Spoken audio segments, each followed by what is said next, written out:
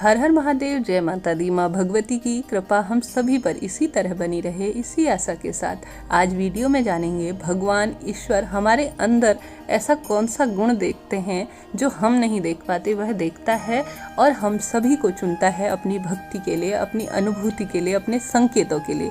उन्हीं संकेतों में एक है दीपक में फूल बनना, या प्रत्यक्ष अप्रत्यक्ष रूप से हमें भगवान की जो अनुभूति होती है, उन गुणों को यह सांसारिक लोग नहीं समझ पाते, परंतु वह ईश्वर जानता है आपके गुणों को, आपकी काबिलियत को। ऐसे में वह आपको चुनता है अपनी भक्ति के लिए, अपनी अनुभूति के लिए।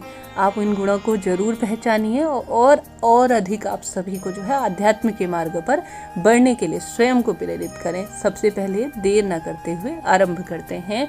अगर आप में शांति का गुण है, सबसे पहले होती है किसी भी चीज़ में शांति, आस्था, विश्वास, धैर्य। अगर शास्त्रों में कहा गया है यह गुण जिस व्यक्ति के अंदर आ गए, जीवन उसका सफल हो गया। कई लोग होते हैं, कई सारा धन होता है, परंतु मन में शांति नहीं होती, एक हपड़ दपड़ में लगे रहते हैं। कोई भी कार्य हो उसके लिए बस भागना है उन्हें, उसी कारण से मानसिक असंतुष्टि से जूझते हैं। कई तरह से परिस्थितियां उनके विपरीत होती हैं, मुंह से कई बातें ऐसी निकाल देते हैं जल्दीबाजी में। विश्वास है अगर आपके ईश्वर के प्रति, तो यह विश्वास ही आपको भक्ति की ओर बहुत अधिक आगे लेके जाता है। ऐसे में सबसे पहले आपके अंदर यह गुण है शांति का, धैर्य का, विश्वास का, सेवा भावना का, तो समझ लीजिए आपके अंदर सबसे बड़ा गुण है। इसी गुण को भगवान ने देखा है, इसी कारण से जो है आपके दीपक में फूल बन रहा है, या अन्य आपको भगवान की स्वयं अनुभूति होती है। दूसरा ईश्वर आपके अंदर गुण देखता है, आपके मन में किसी भी तरह का छल कपट नहीं है। आप किसी का बुरा देखते हुए होते हुए नहीं देख सकते। आप अपने सांसारिक जो जिम्मेदारियां हैं, भौतिक कर्म हैं, उनके लिए अगर आप किसी का दिल भी दुखा लेते हैं, आपसे कोई भूल चूक भी हो जाती है, मन अंदर ही अंदर आपको कचोड़ता है कि क्यों हुआ मुझसे, कैसे हुआ, ईश्वर के आगे आप रो देते हैं और मन ही मन क्षमा प्रार्थी होते हैं। शाम के समय जब आप सोने की अवस्था में होते हैं या ईश्वर का ध्यान कर रहे होते हैं, तो आपके जो आपने दिन भर कर्म किए हैं उनमें से आपसे भूल चूक हुई हो, तो आप मन ही मन भगवान से क्षमा प्रार्थी करते हैं। यह गुण जो है वह ईश्वर देख रहा है।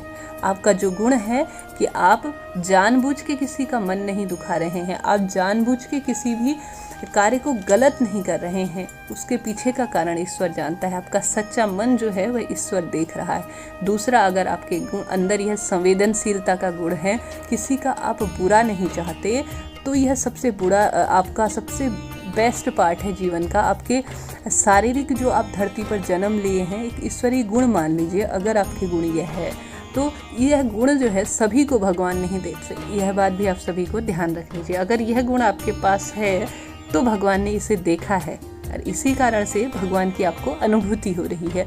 इसके बाद आपके अंदर जो है किसी भी तरह का सच्चा भाव है भगवान की पूजा के प्रति, पाठ के प्रति, दान के प्रति, किसी प्रकार का आप दिखावा नहीं करते। यह भी एक सबसे बड़ा गुण होता है।